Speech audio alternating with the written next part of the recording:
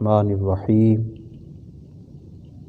نحمده ونستعینه ونصلی ونسلم علی رسولہ الکریم اما بعد فاعوذ باللہ من الشیطان الرجیم بسم اللہ الرحمن الرحیم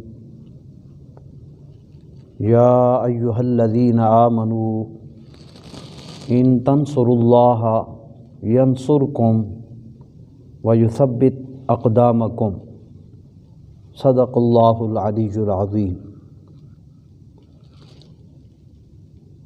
اللہ تبارک و تعالی جل شانہ نے قرآن مجید کی اس آیت میں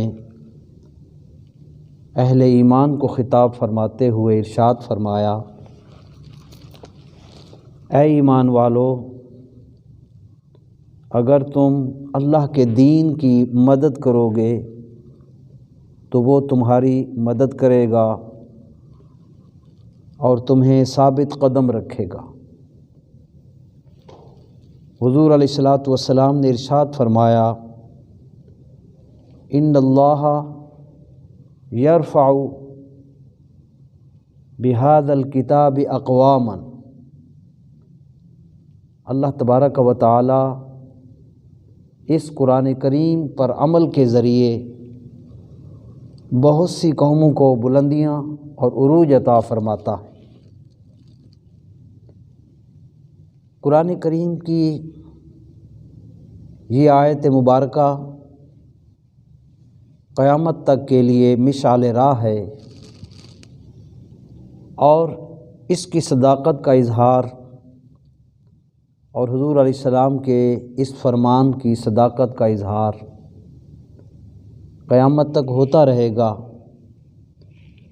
مگر آج ہم اس آیہ مبارکہ اور حدیث نبوی صلی اللہ علیہ وسلم کی صداقت کے اظہار کے حوالے سے حضرت سیدنا صدیق اکبر رضی اللہ تعالی عنہ کے دور کا مطالعہ کرتے ہیں کہ وصال نبوی صلی اللہ علیہ وآلہ وسلم کے وقت جس قدر مشکلات مسلم امت پر آئی تھیں اور جن پریشانیوں سے وہ دوچار ہوئے تھے، ان پریشانیوں میں حضرت سیدنا صدیق اکبر رضی اللہ تعالی عنہ نے جب اس آیہ مبارکہ اور حدیث نبوی پر عمل کیا تو ان کو اللہ پاک نے کس طرح کامیابیوں سے سرفراز فرمایا۔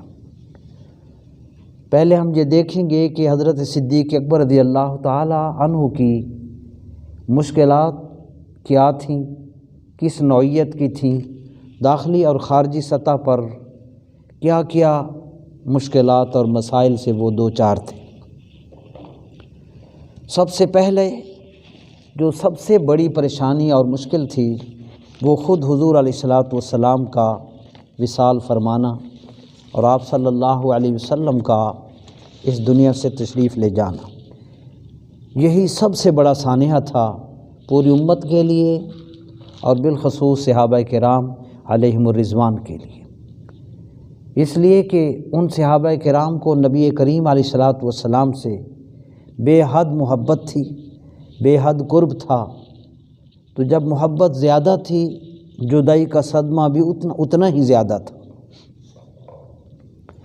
چنانچہ ایک صحابی کے بارے میں یہ موجود ہے کہ جب انہیں حضور علیہ الصلاۃ والسلام کے وصال پاک کی خبر ملی تو انہوں کی زبان سے فوراً یہ دعا نکلی، اے اللہ میری آنکھوں کی بینائی واپس لے لے تاکہ اب میں اپنے محبوب محمد صلی اللہ علیہ وسلم کے بعد کسی اور کو ان آنکھوں سے نہ دیکھوں۔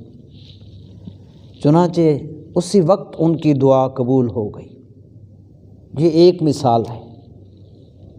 کم و بیش تمام صحابہ کرام کی محبت اور ان کے دل اور دماغ کی حالت اسی طرح تھی۔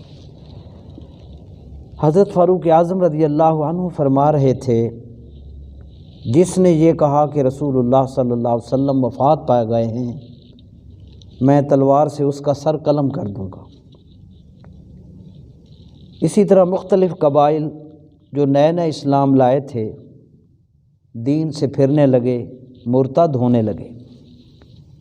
نبوت کے کئی جھوٹے دعوے دار پیدا ہو گئے۔ منکرین زکوٰۃ کا ایک گروہ کھڑا ہو گیا۔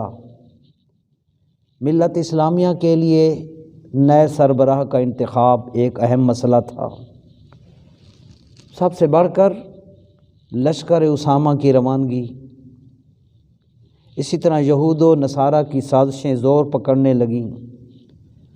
قیصر روم اور کسریٰ ایران کی طرف سے حملے کا اندیشہ بڑھ گیا، اور منافقین جنہوں نے 23 سالہ دور نبوت میں بہت بڑا نقصان ملت اسلامیہ کو پہنچایا، وہ کہنے لگے لو آج قصہ تمام ہوا، معاذ اللہ وہ مر گئے، اب مسلمان بھی ختم اور اسلام بھی ختم۔ اسی طرح کچھ قبائل کا مدینہ منورہ پر حملہ کرنا اور مدینہ پاک کو ٹیک اوور کرنا، یہ وہ ساری مشکلات تھیں اور مسائل تھے جن سے پوری ملت دوچار ہوئی۔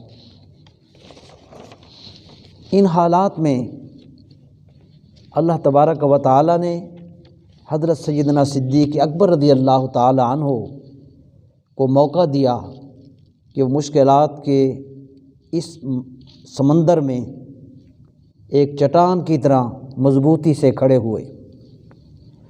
حضرت سیدنا صدیق اکبر رضی اللہ تعالی عنہ کو جوں ہی یہ اطلاع ملی کہ حضور صلی اللہ علیہ وآلہ وسلم وصال فرما گئے ہیں، تو آپ فوراً حجرہ اقدس یعنی روضہ پاک میں حاضر ہوئے، جو اس وقت گنبد خضرا ہے۔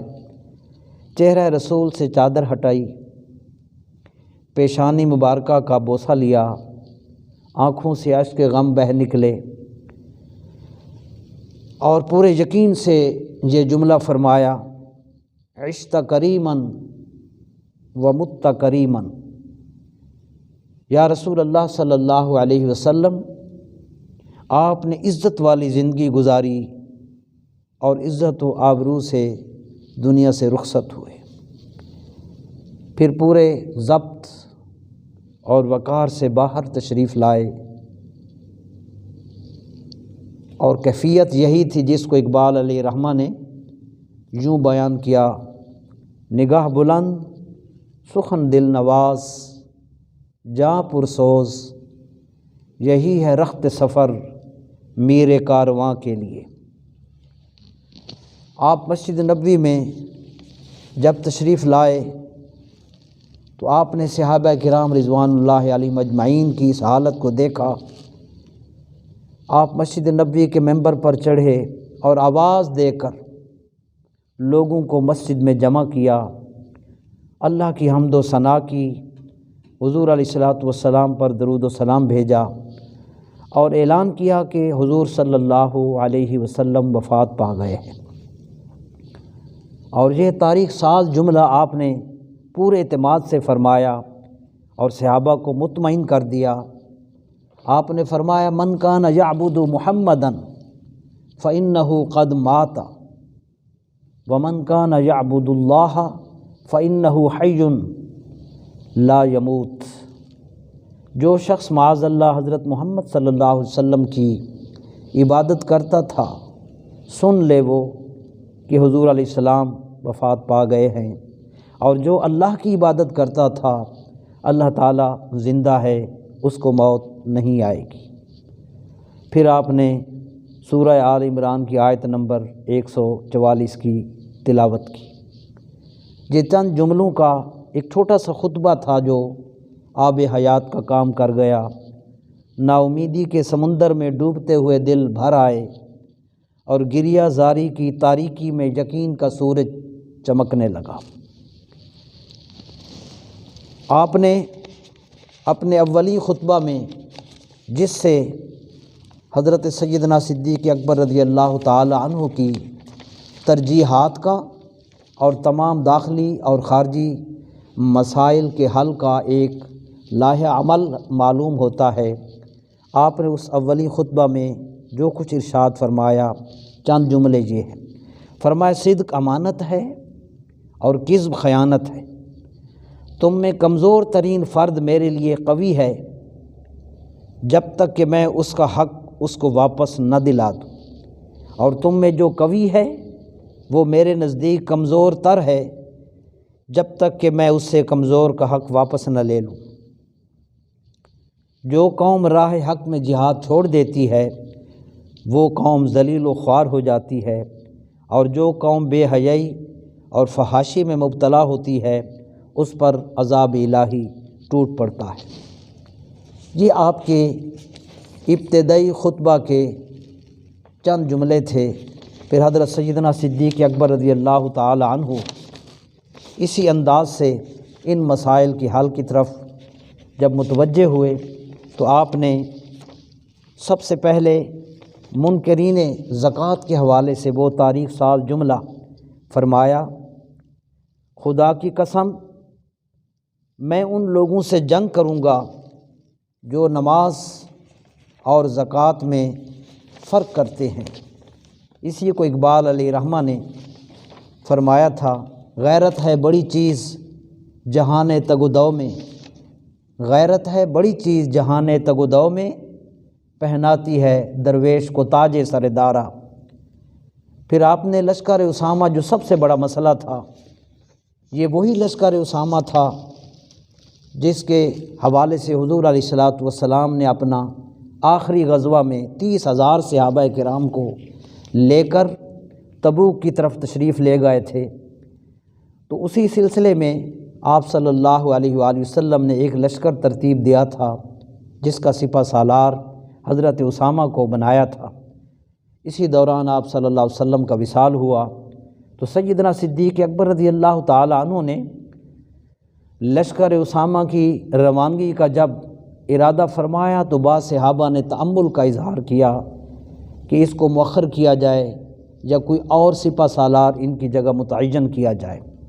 تو حضرت سیدنا صدیق اکبر کے عزم پر قربان جائیں، آپ نے فرمایا قسم ہے اس ذات کی جس کے قبضہ میں میری جان ہے، اگر مدینہ اس طرح خالی ہو جائے کہ صرف میں تنہا رہ جاؤں اور درندے مجھے جھنجھوڑ کر کھا جائیں، تب بھی میں اسامہ کو حضور کے حکم کے مطابق روانہ کر کے رہوں گا۔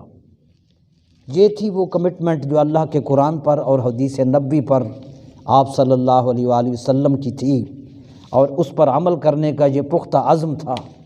چنانچہ جب ارادہ اتنا مضبوط تھا، اللہ پاک نے پھر کیسی کامیابی دی، اللہ اکبر۔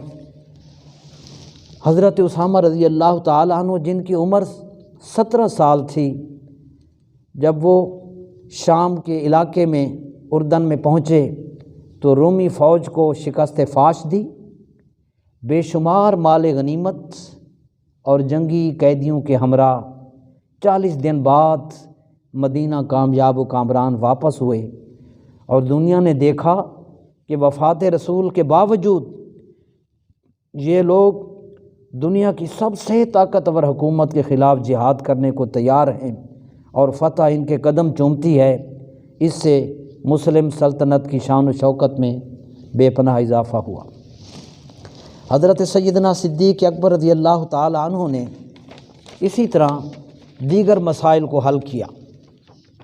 منکرین زکوٰۃ جب مدینہ پر حملہ آور ہوئے تو حضرت صدیق اکبر ایک مختصر سا دستہ لے کر مدینہ سے باہر نکلے اور انہیں زبردست شکست دی، نبوت کے جھوٹے دعوے داروں کے خلاف جنگیں کیں اور ان کو شکست دی۔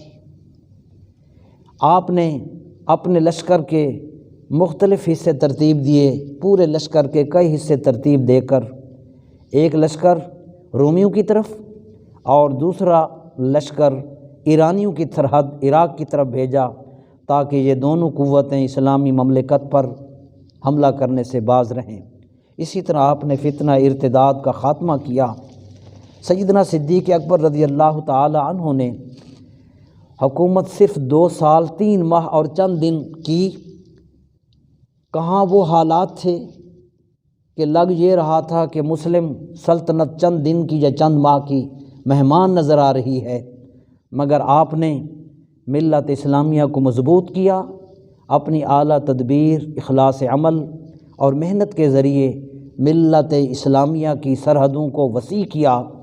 اسلامی سلطنت کے رقبہ میں فتوحات صدیقی کی وجہ سے 75,800 مربع میل سے زائد رقبہ کا اضافہ ہوا۔